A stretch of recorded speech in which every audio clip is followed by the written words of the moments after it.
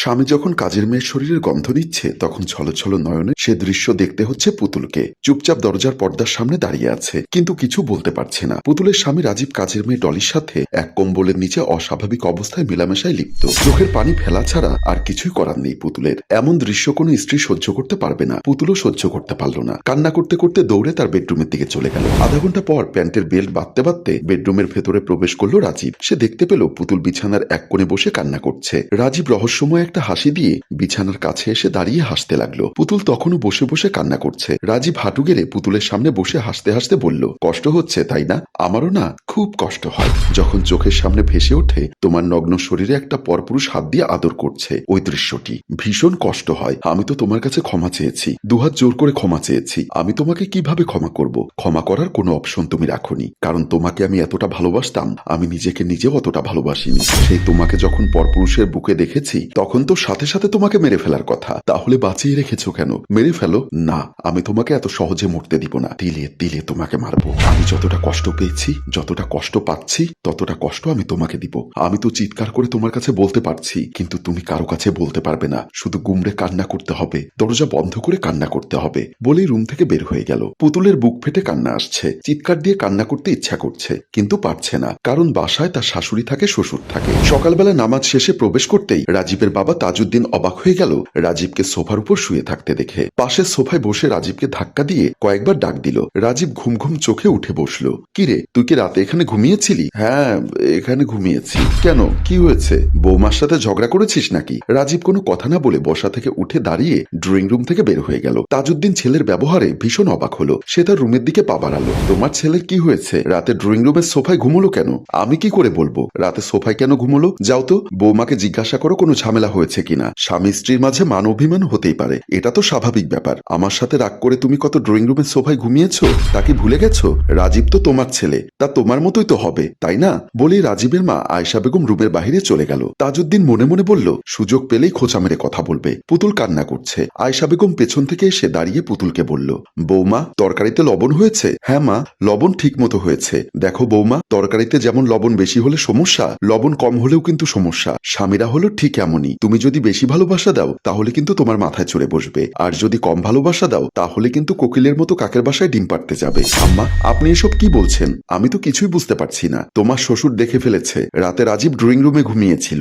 এখন লবণের মতো যদি কম বেশি হয়ে থাকে তাহলে পরিমাণ মতো দিয়ে পুষিয়ে নাও। বলেই মুচকি হেসে রান্নাঘর থেকে বের হয়ে গেল। পুতুল শাশুড়ির কথার মানেটা বুঝতে পারল, কিন্তু তার যে কিছু করার নেই সেটা আর শাশুড়িকে বোঝাতে পারল না। রাত 1টা বাজে। কলিং বেলের শব্দে ডলি মেইন দরজা খুলে দিল। মাতাল অবস্থায় রাজীব বাসার ভেতরে প্রবেশ করলো। পুতুল বেডরুমের দরজার সামনে এসে দাঁড়ালো। রাজীব চেয়ে দেখলো পুতুল বেডরুমের দরজার সামনে দাঁড়িয়ে তার দিকে তাকিয়ে আছে। রাজীব ডলির দিকে তাকিয়ে মুচকি হেসে ডলিকে কোলে তুলে নিল। পুতুল চমকে উঠল। রাজীব হাসতে হাসতে বলল, ডার্লিং বেডরুমে চলো, আজকে টেস্ট ম্যাচ খেলবো। বলে ডলির রুমের দিকে চলে গেল। পুতুল সহ্য করতে পারল না। রাগে ফোঁসফোঁস করতে করতে দৌড়ে ডলির রুমের সামনে এসে দাঁড়ালো। রাজীব ডলিকে কোল থেকে নামিয়ে বলল, কি সমস্যা? সামনে এসে দাঁড়ালে কেন? এভাবে আর চলতে পারে না, এই নোংরামো আমি আর সহ্য করতে পারছি না। রাজীব হাসতে হাসতে বলল, আমি কিভাবে সহ্য করছি? তুমি যদি সহ্য করতে না পারো তাহলে আমাকে মেরে ফেলো, তারপর ওই নরক যন্ত্রণা আমাকে দিও না। এবার তুমি বুঝতে পারছো আমিও নরক যন্ত্রণায় জ্বলছি। নরকের আগুন দাউ দাউ করে এই বুকের মধ্যে জ্বলছে। বলেই ডলির হাত ধরে ডলির রুমের ভেতরে চলে গেল। পুতুল কান্না করতে করতে ফ্লোরে বসে পড়ল। মনে মনে বলল, পাপ কখনোই বাপকে ছাড়ে না। আমি যে পাপ করেছি সেই পাপের শাস্তি আমাকে সারাটা জীবন হয়তো পেতে হবে। আবার কান্নায় ভেঙে পড়ল। মনে পড়ে গেল সেদিনের কথা। অনেক, তুমি আমাকে কোথায় নিয়ে আসলে? এটা আমার এক বন্ধুর বাসা, ওরা ব্যাচেলর তো তাই একটু অগোছালো, খুব গন্ধ আসছে, চলো তো বাহিরে যাই। আহা, এমন করছো কেন? এসেছি যখন ঘন্টাখানিক সময় থেকে চলে যাব। বলেই হাত বাড়িয়ে পুতুলের বুকের উপর থেকে ওড়নাটা টান দিয়ে নিয়ে বিছানার উপর ফেলে দিল। পুতুল অবাক হয়ে বলল, এটা তুমি কি করলে? আর বুকের ওড়না কেন ফেলে দিলে? কারণ তোমার আমার মাঝে আমি এক টুকরো কাপড়ও রাখতে চাই না। তুমি এসব কি বলছো? আমি কি বলছি বুঝতে পারছো না? তোমাকে আমি ভালোবাসি, তোমাকে আমি একান্তে কাছে পেতে চাই। তোমার আমার মাঝে কোনো কিছু দূরত্ব সৃষ্টি করুক সেটা আমি মানতে পারবো না। বলেই পুতুলকে জড়িয়ে ধরে বিছানার উপর শুয়ে পড়ল। সেই অন্তরঙ্গ মুহূর্তের ভিডিও করে রেখেছিল অনেক, সেই ভিডিও রাজীবের হাতে তুলে দিয়েছে, যার কারণে আজ যত অশান্তি। দিনের পর দিন পুতুল মানসিক টর্চারের শিকার হচ্ছে। কি করবে, কি করলে এই যন্ত্রণা থেকে মুক্তি পাবে কিছুই তার মাথায় ধরছে না। শুধুই চোখের পানি ফেলা ছাড়া আর কিছুই করার নেই। হঠাৎ একটা চিৎকারের আওয়াজ ভেসে আসলো ডলির রুম থেকে। পুতুল চমকে উঠে দাঁড়িয়ে গেল। দৌড়ে ডলির রুমের দিকে পা বাড়ালো। পুতুল দৌড়ে ডলির বিছানার কাছে আসতেই তার চোখ যেন কপালে উঠল। বিছানার উপর পড়ে আছে রাজীবের নিথর দেহ। পাশে বসে ডলি কান্না করছে, আর ছুরি হাতে পাশে দাঁড়িয়ে দাঁড়িয়ে আছে রাজীবের মা। পুতুল বলল, আম্মা আপনি এটা কি করেছেন? আপনি আপনার ছেলেকে মেরে ফেলেছেন? আমি আমার ছেলেকে মারিনি, আমি একটা অমানুষকে মেরে ফেলেছি। আমি তোমার চোখের পানি সহ্য করতে পারিনি। আমি নিজের চোখে দেখেছি তুমি দিনের পর দিন ওর অত্যাচার নির্যাতন সহ্য করেছ, আর এই চরিত্রহীন ছেলেটি এই কাজের মেয়ের সাথে অপকর্মে লিপ্ত হয়েছে, তাই আমি এই পাপিষ্ঠ মানুষটাকে মেরে ফেলেছি। ডলি কান্না করতে করতে বলল, আপনারা সবাই ভুল করেছেন, একজন নির্দোষ নিরপরাধী মানুষকে মেরে ফেলেছেন। পুতুল আর আয়েশা বেগম দুজনেই অবাক হয়ে গেল। তুই এসব কি বলছিস? হ্যাঁ, আমি যা বলছি সত্যি বলছি। উনি একজন ভালো মানুষ, উনি আমার সাথে কিছুই করেনি। কি বলছিস? আমি বিশ্বাস করি না। আমি নিজের চোখে দেখেছি তোর সাথে অনেকবার অনেক কিছু করেছে। আপা, আপনি যা দেখেছেন ভুল দেখেছেন। আয়েশা বেগম বলল, তাহলে সত্যটা কি? শুনবেন তাহলে সত্যটা কি? শুনুন। সেদিন আপনি কান্না করতে করতে দরজা থেকে চলে যাওয়ার পরেই ভাইজান কম্বল সরিয়ে আমার থেকে দূরত্বে গিয়ে বসলো। দুহাত জোর করে ছলছল নয়নে আমার দিকে তাকিয়ে বলল, আমি জানি তোর সাথে যেটা করছি চরম অন্যায় করছি, কিন্তু বিশ্বাস কর আমি শুধু পুতুলকে কষ্ট দেওয়ার জন্য এমনটা করছি।